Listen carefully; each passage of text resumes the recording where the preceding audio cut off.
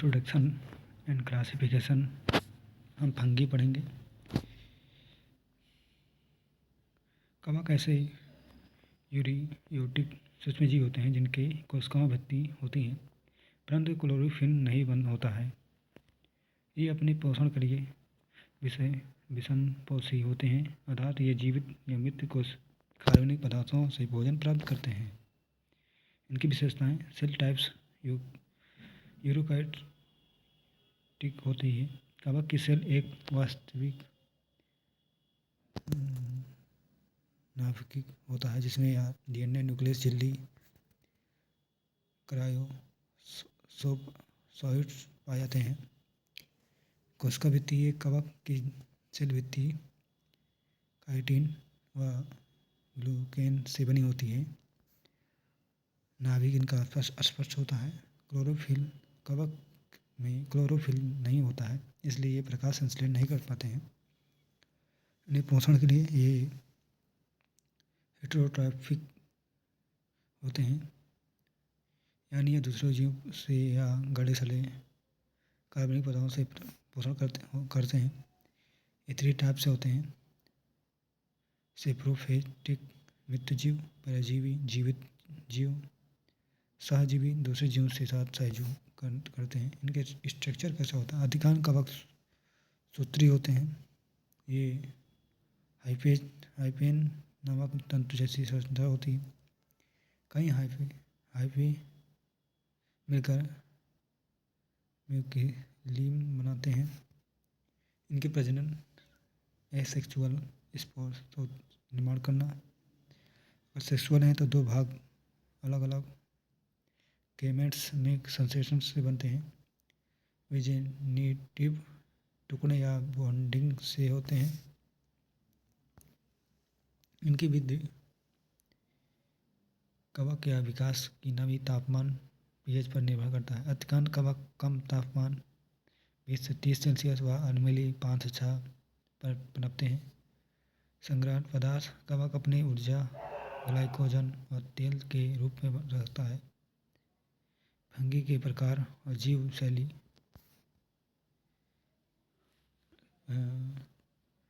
Fungi saprophytic fungi मित्र कोशिकाओं कार्बनिक पदार्थों से पोषण लेते हैं। पैरासाइट फंगी जो होते हैं जीवित जीवों पर निर्भर रहते हैं। और सिम्बायोटिक फंगी जो अन्य जीवों के साथ सहजीवी संबंध बनाते हैं। फंगी की संरचना हाइफे ये पतली धागे जैसी संरचना जो माइसीलियम बनाती है। माइसीलियम हाइफे के एक जाल है जो फंगल की संरचना शरीर बनाता है। सेल वॉल जो है काइटिन और ग्लूकेन से बनी होती है। साइटोप्लाज्म झिल्ली बाध्य अंगों को साइट करती है। और स्पोर्स की बात, स्पोर्स अलैंगिक व अलैंगिक प्रजनन के लिए होते हैं। सेप्टेंट जो होती हैं नॉन सेप्टेंट कुछ फंगल में हाइफे या विभाजन होते हैं, कुछ में नहीं होते हैं। फंगी का वर्गीकरण कोशिका संरचना, प्रजनन प्रकार, जीवाणु स्वरूप, चिकित्सा महत्व, पर्यावरण आकृति के आधार पर जैसे ईस्ट हो गए, इसका उदाहरण कैरिडा अल्बिकेंस के विवरण है। एक कोशिकी कलिका प्रजनन द्वारा होते हैं। ईस्ट लाइक फंगी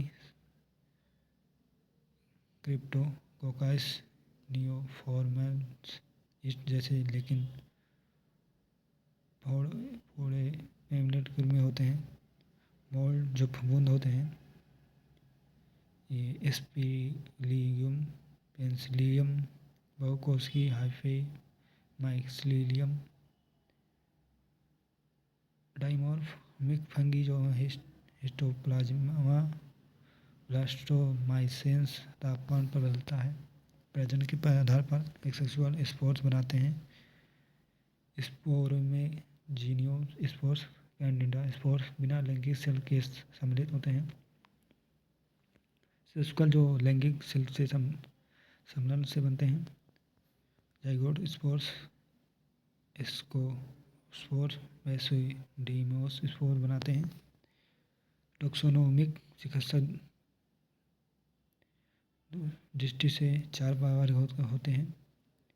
जाइगोमैटिसाइट्स, जाइगोस्पोर्स लैंगिक जो होते हैं, स्पोर हो गए। जिन अलैंगिक उदाहरण के लिए रिहिजोलपस, म्यूकस मेडिकल जो होते हैं उनके म्यूकोसाइसिस, स्कोकोमाइटिक्स, स्कोसुफोर लैंगिक, कोनिडिया अलैंगिक होते हैं। उदाहरण के लिए स्पिनिजिनुलियम, पेंसिलियम मेडिकल